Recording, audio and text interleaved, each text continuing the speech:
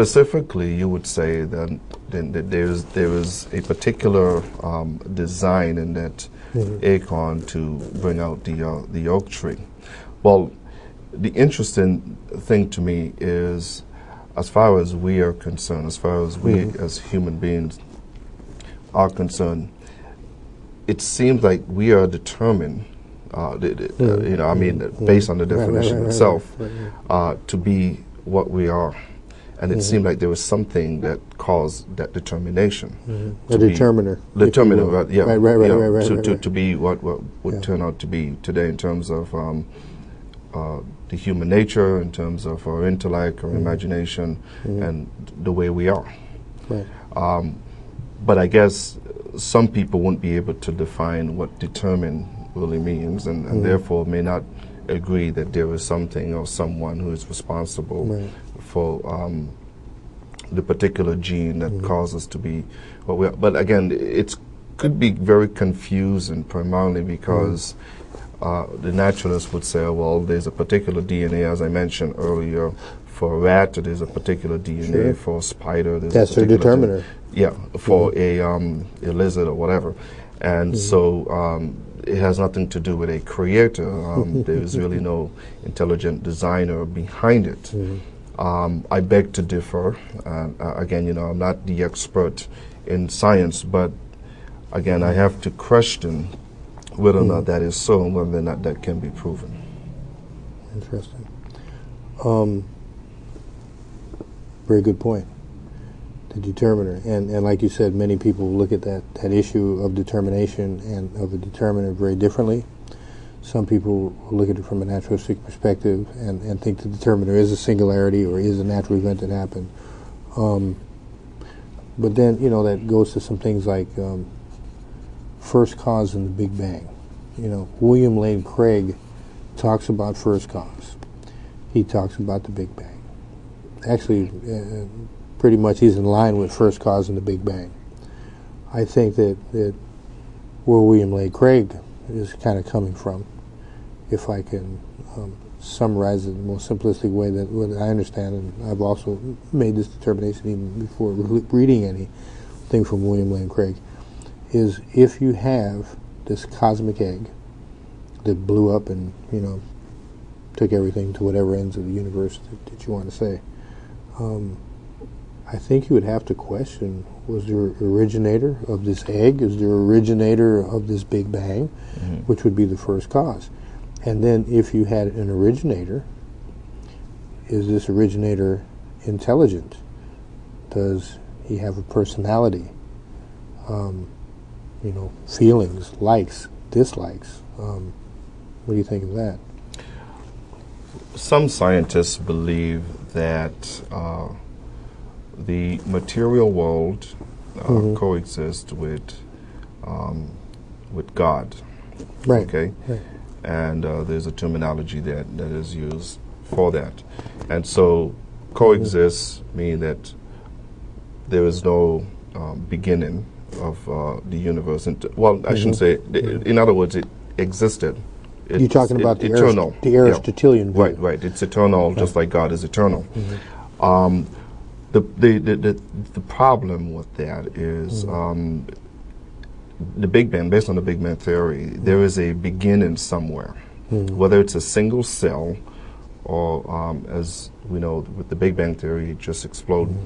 Whatever this atom is, and but we can't forget the pulsating theory. Well, of course, pulsating universe, and then it spun into what we have as the universe as we know it. Again, it really seems to me that because of how precise certain things are, I mean, it starts somewhere, and it turned into what it is today in terms of the solar system that we're in, billions of galaxies that are out there. We don't know if there's life outside of our solar system, and the Earth is precisely where it should be. If it goes a few, if it goes a little bit off here, you're going to burn. It goes a little bit off there, you're going to freeze. So which is why the other planets in the solar system don't have life. Right? It really seems that something or someone is responsible for it. I would think so. I don't think that these things happen by chance. That's the point. Well, yeah, I mean, if you have 9 planets, which we do in our solar system, in the Sol system, which is where we're at, we're in the Sol system, in the Milky Way galaxy. And within this galaxy, in this system, you have 9 planets that revolve around the Class M sun. And out of these planets, out of the 9, there's one that happens to be in the very exact position that makes it conducive to life. You would actually absolutely have to question whether that's a mere act of chance or whether that's an intentional thing that actually happened that somebody with a mind did. Right. And I think you'd have to, at least to me, err on the side of a mind, especially when you're talking with such a depth of precision. It doesn't take much off to change the situation one way or the other. I mean, let's give an example. You look at Venus or Mars. You know, we're the 3rd planet from the sun, but we have 2 planets that's first and second from the sun, which is Mars and Venus, and we could look at the outcomes of those. You know, extreme heat in certain situations. Right. Extreme cold in certain situations, depending on what side of the planet is toward the sun. But yet we are in such a unique position in relationship to Venus or Mars and all the other planets. You know, what creates us being in that particular situation like that. Right. It's really something to kind of think about. It would take billions and billions and billions and billions and billions and billion of chance, you know, before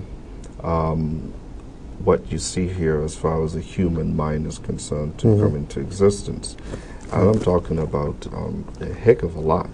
You know, but the thing that interests me though is how precise and how beautifully and wonderfully the body and the mechanism itself, as far as a bloodstream, you know, the vein and the various components that we are consistent of, it is just quite fascinating. If you look at how intricate we are internally, not just our external, it is so hard it's so hard not to believe that there is a designer who designed all of this. Yeah. Well, there is not to cut you off again, but like there's a designer who designed the DNA, who coded the DNA. Absolutely, you know, I agree. Well, there's a concept, and they talk about it in the book. It's called irreducible complexity.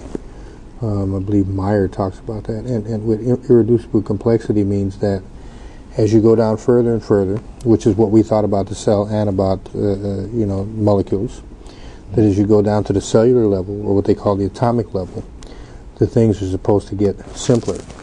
That was the theory anyway. What they found out in both cases is things, instead of becoming simpler, it actually became more complex. Right. That's where irreducible complexity comes in the thing. So you go into a cell. The initial theory was, okay, you got some DNA, it tells the cell what to do. You got some cytoplasm, which is the covering of the cell. You know, that does a little something, it has some information, but, you know, there's like, you know, maybe 1 or 2 parts. That's it. Basic, simple, primitive life form. Then you start looking at the cell. You have things like flagellin, cilium.